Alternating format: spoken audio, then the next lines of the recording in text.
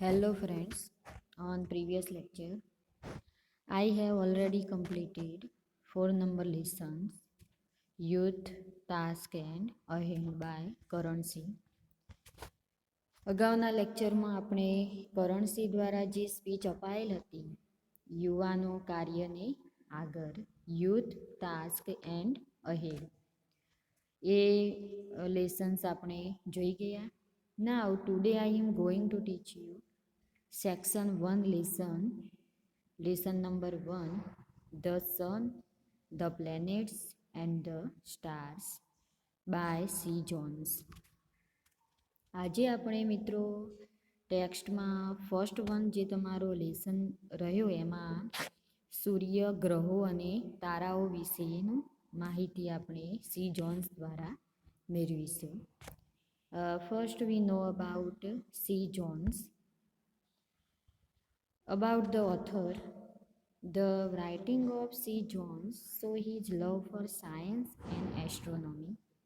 The simplicity of his language simplifies the complex solar system, making the science of astronomy accessible to his readers.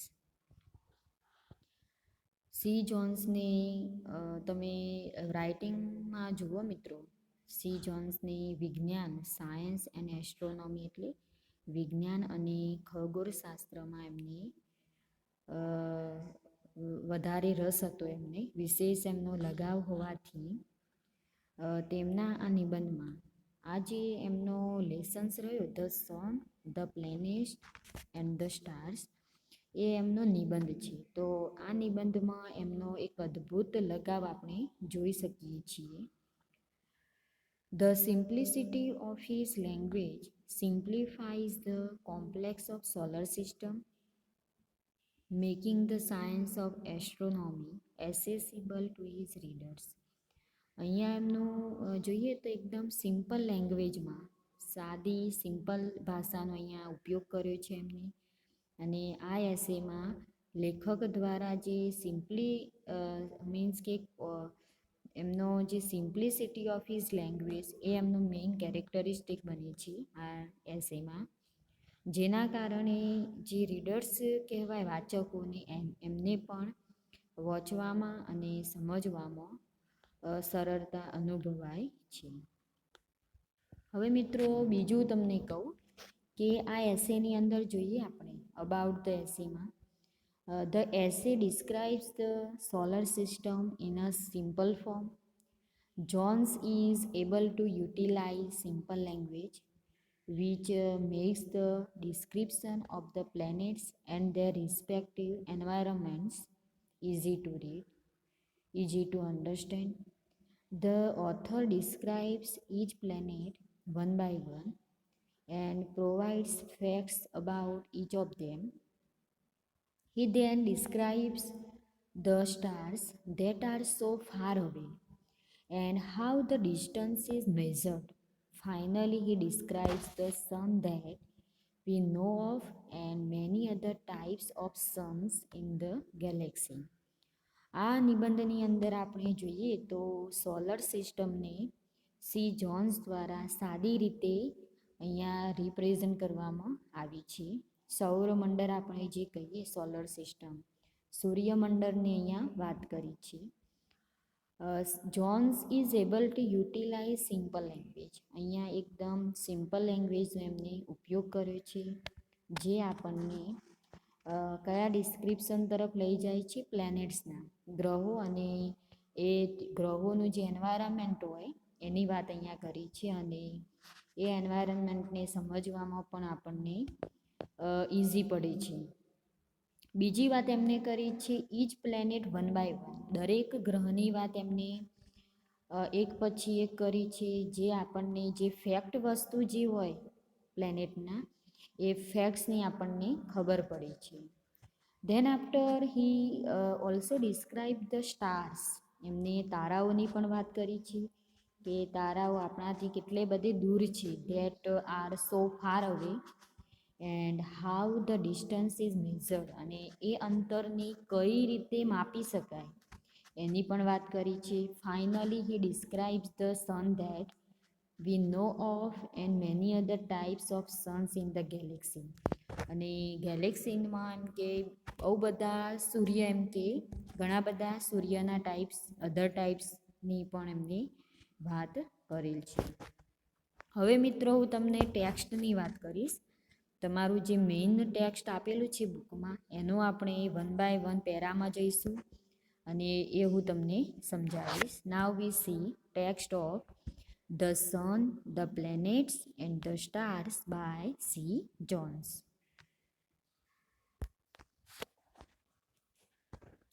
Our earth seems to be a big thing because its diameter is about 8,000 miles and its weight is nearly 6,000 million tons. But the sun is 1 crore 2 lakhs 80,000 times larger than the earth and 3,24,000 times heavier. અહીંયા આપણે જોઈએ તો our earth seems to be a big thing. આપણી ધરતી, અર્થ એટલે આપણી જે પૃથ્વી એ એક અલૌકિક અનુભવ કરાવતી એક વિશાળ સ્વરૂપ ધારણ કરેલ છે. બિકોઝ એનું કારણ શું છે? Its diameter is about 8,000 miles and its weight is nearly 6,000 million tons. અને પૃથ્વીના વ્યાસની આપણે વાત કરીએ તો લગભગ 8,000 માઇલ છે અને તેનું વજન કેટલું છે? એનું 6,000 મિલિયન ટન ગણવામાં આવે છે. But the sun is 1,28,000 times larger than the earth and 3,24,000 times heavier. પણ સૂર્ય આપણે જોઈએ તો સૂર્ય એ પૃથ્વી કરતાં 1,28,000 ગણો વિશાળ છે. પૃથ્વી સૂર્યની આસપાસ ફરે છે. તેને પણ ભૂગોળશાસ્ત્રીઓ સૂર્યને ગ્રહ જ કહે છે. તો એની વાત કરીએ આપણે. Larger than the earth and 3,24,000 times heavier. The earth moves round the sun, so it is called a planet of the sun. સૂર્ય અહીંયા જોઈએ તો પૃથ્વી એ સૂર્યની આસપાસ ફરે છે. The earth moves round the sun. પૃથ્વી સૂર્યની આસપાસ ફરે છે. So it is called a planet of the sun. એટલા માટે એને ભૂગોળશાસ્ત્રીઓ સૂર્યને પણ એક ગ્રહ જ કહે છે. આપણને ખબર છે કે sun is a planet. There are other planets of the sun. સૂર્યના અન્ય ગ્રહો પણ છે. હવે ગ્રહના નામ જોઈએ મિત્રો. Such as Venus, mercury, Mars and others. જુઓ, વિનસનો અર્થ થાય શુક્ર, મર્ક્યુરીનો અર્થ થશે બુધ, માર્સ MARS માર્સનો મિનિંગ થશે મંગળ એન્ડ અધર્સ. અને બીજા અન્ય ગ્રહોની પણ વાત કરેલ છે. Our sun is a star. બીજા અન્ય ગ્રહોની જેમ સૂર્ય પણ એક તારો છે, star. And all the stars are suns. અને બધા જ તારાઓ એ સૂર્ય છે. Many of them are much bigger than the great sun itself. અને એમાંના ઘણા તારાઓ તો સૂર્ય કરતાં પણ એમ કે બિગર એટલે મોટા છે. તો અહીંયા ઘણીવાર ખગોળશાસ્ત્રી સૂર્યને પણ એક તારો ગણે છે અને અન્ય ગ્રહોને સૂર્યના તારા ગણે છે. Many of them are much bigger than the great sun itself. These suns may also have planets moving round them. અને સૂર્ય થકી જ અન્ય ગ્રહો ગતિમાં છે. મૂવિંગ એટલે ગતિમાં છે. અને સૂર્યના પ્રકાશ દ્વારા જ અન્ય ગ્રહોની ચમક રહે છે. But we can not see those planets. એટલે અહીંયા એમ વાત કરી છે કે સૂર્યની આજુબાજુ ઘણા બધા તારાઓ છે, પણ we can not see those planet. But we can not see those planets એટલે આપણે એને જોઈ શકતા નથી.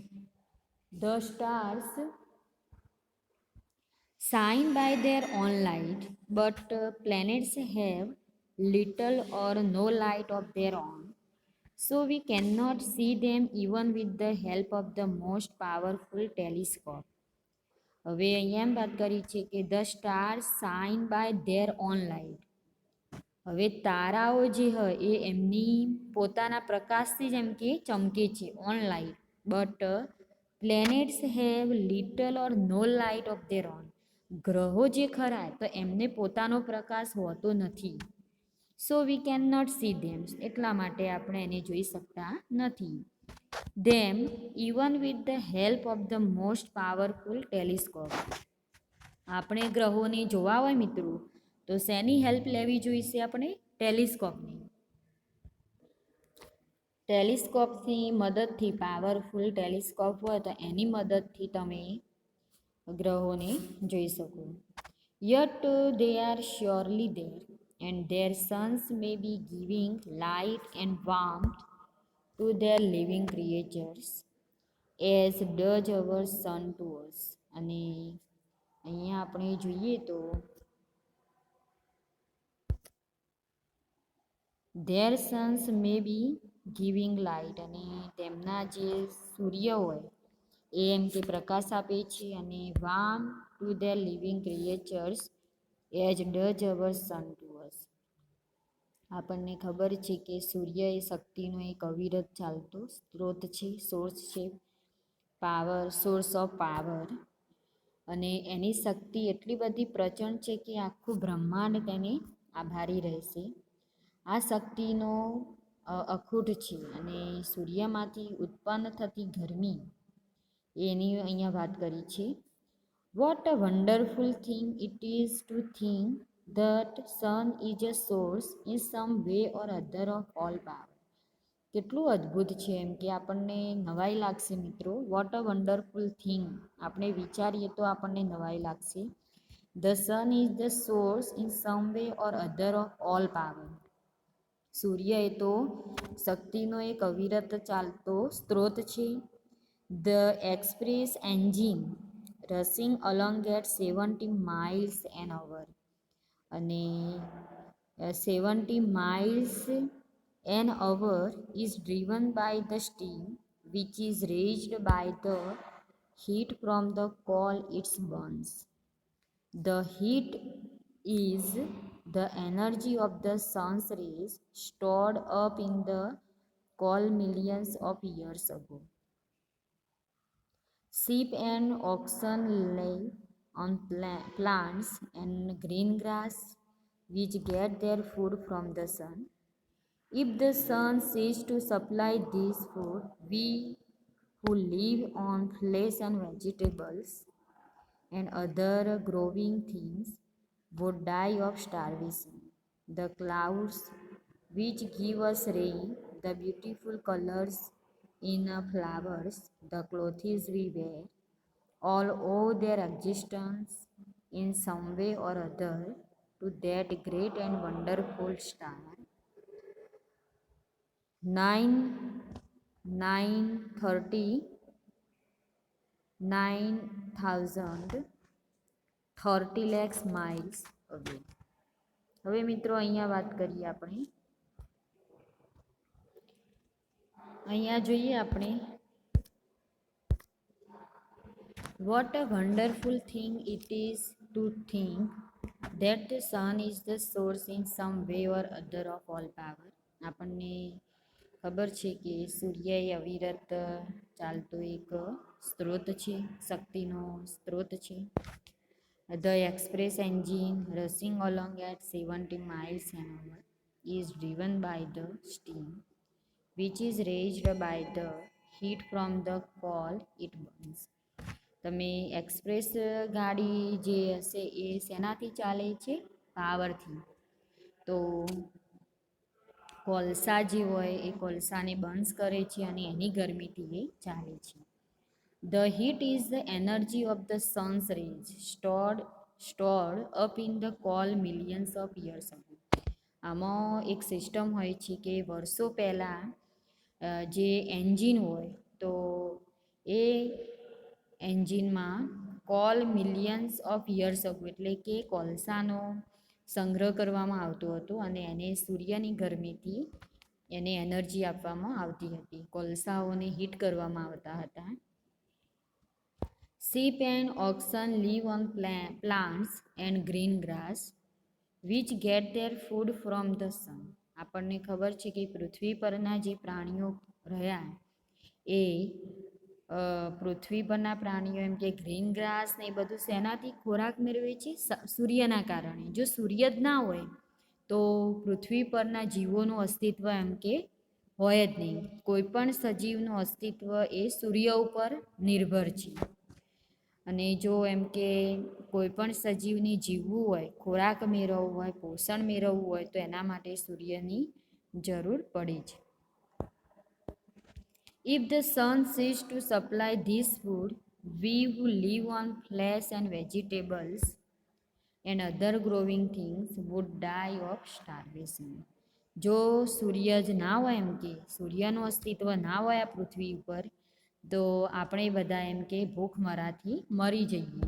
અહીંયા એની વાત કરી છે કે જો સૂર્ય if the sun ceases to supply this food, જો સૂર્ય આ ખોરાક મીન્સ કે આપણે જે ખોરાક મેળવી રહ્યા છીએ સૂર્યની મદદથી મેળવી રહ્યા છીએ તો જો એ બંધ કરી દે, આ પુરવઠો જ બંધ કરી દે, સૂર્ય એનો ગરમી આપવાનું જ બંધ કરી દે તો એનાથી શું થાય? આપણે બધા એમ કે ખોરાક વગર એમ કે ડાઈ મીન્સ કે આપણે મરી જઈએ. And other growing things would die of starvation. Starvation એટલે કે ભૂખમરાથી આપણું મૃત્યુ થાય. The clouds which give us rain, the beautiful colors in flowers, the clothes we wear, all owe their existence in some way or other to that great and wonderful star 9 crore 3 lakhs miles away. તો અહીંયા આપણે જોઈએ તો આપણે જે પણ means કે clouds વરસાદ ક્યારે આપે? એ સૂર્ય હોય ત્યારે જ એ વરસાદ આપી શકે. બ્યુટિફુલ કલર્સ ઇન ફ્લાવર્સને એન્જોય ક્યારે કરીએ? ફ્લાવર્સ હોય સૂર્યની મદદથી. ધ ક્લોથીઝ વી વેર, આપણે જે કપડાં પહેરીએ છીએ મિત્રો એ બધું જ મીન્સ કે આ પૃથ્વી ઉપરની જે સજીવ સૃષ્ટિ છે એના કારણે જ છે બધું. અને આપણે એક વન્ડરફુલ તારો આપણાથી કેટલો દૂર છે? માઇલ્સ હવે. તો અહીંયા એની વાત કરી છે 9 કરોડ 30 લાખ. એ 9 કરોડ 30 લાખ માઇલ્સથી દૂર છે આપણાથી. The earth is not the only child of the sun. There are several other children of the sun, and it will be interesting to see in what ways they are like or unlike our earth. Here is an interesting description of some of them. હવે the earth is not only the child of the sun. અહીંયા આપણને એક સરસ વાત કરી છે કે સૂર્યની આજુબાજુ એક પૃથ્વી જે ખરી, પૃથ્વીને ફક્ત સૂર્યનું એમ કે ચાઇલ્ડ ગણવામાં નથી આવતું પણ એમ કે there are several other children of the sun. સૂર્યના તો ઘણા બધા મેમ્બર્સ છે એમ કે ફેમિલી મેમ્બર્સ બહુ બધા છે સૂર્યના. There are several other children of the sun, બહુ બધા એમના ચિલ્ડ્રન છે સૂર્યના. And it will be interesting to see in what ways they are like or unlike our earth. અને જેમાં એમ કે અવકાશની અંદર જોઈએ આપણે તો 2 કે 3 કે વધુ તારાઓ એકબીજાની આસપાસ આવે છે અને એક કુટુંબ 3 સૂર્યથી બનેલ છે એની પણ અહીંયા વાત કરેલ છે. તો અહીંયા લેખક આપણને એમ જણાવે છે કે સમગ્ર બ્રહ્માંડ વસ્તુ એક એવી એનું એક અદ્ભુત વન્ડરફુલ જે નરેશન આપ્યું છે સી જોન્સે એ આપણા માનવજાતિને સ્તબ્ધ કરી દીધા છે. ઘણીવાર માનવ સમુદાયને એક રહસ્યમય અનુભૂતિ કરાવે છે. અહીંયા જ આ નિબંધની અંદર સોલર સિસ્ટમની વાત કરી છે સી જોન્સે. તો અહીંયા એક સૂર્યની આજુબાજુ ના જે પ્લેનેટ્સ રહ્યા તો એને ફેમિલી મેમ્બર્સમાં ગણાય છે. Here is an interesting description of sum of them. અને એમના નરેશનની વાત કરી છે જે આપણને ઇન્ટરેસ્ટ પડે એવી વાત છે, આપણને રસપ્રદ લાગે છે. હવે એમાંની વાત કરી છે mercury. Mercury is the planet nearest to the sun. It also the baby of the Sons family of world's. Mercury must be a strange world to live in. It revolves round the sun in 88 of our earthly days, so that a year on Mercury is less than 3 of our months. અહીંયા મર્ક્યુરીનો meaning થશે બુધ. Mercury is the planet nearest to the sun. બુધ એક એવો ગ્રહ છે, બુધ ગ્રહને સૂર્યની સૌથી નજીકનો ગ્રહ માનવામાં આવે છે. ધ્યાન રાખજો મિત્રો, તમારા શોર્ટ ક્વેશ્ચન્સમાં મુકાય તો સૂર્યની સૌથી નજીકનો ગ્રહ કયો આવશે? મર્ક્યુરી. મર્ક્યુરીનો અર્થ થાય બુધ ગ્રહ. It is also the baby of the Sons family of world's. અને સૂર્યનું જે ફેમિલી રહ્યું તો એમાં એને એક બેબી તરીકે ગણવામાં આવે છે. Mercury must be a strange world to live in. It revolves round the sun in 88 of our earthly days. અને 88 દિવસમાં એ સૂર્યની આસપાસ પરિભ્રમણ કરે છે. So that a year on Mercury is less than 3 of our months. અને બ્રહ્માંડમાં જે પારો છે તે પારાનું આયુષ્ય 1 વર્ષ 3 મહિનાથી ઓછું હોય છે. At its nearest, it is only 2,85,70,000 miles from the sun.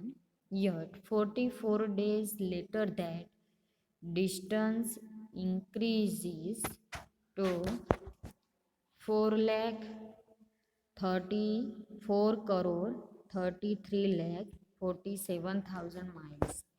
અને અહીંયા જોઈએ તો આ પદાર્થ જે હોય એ ગરમ હોય છે. At its nearest it is only, એ સૂર્યથી કેટલા માઇલ્સ દૂર એની વાત કરી છે તો 2,85,85,70,000 miles from the sun.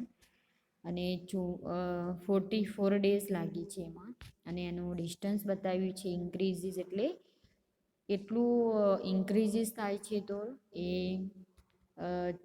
4,33,47,000 miles ઇન્ક્રીઝીસ distance અહીંયા બતાવી છે.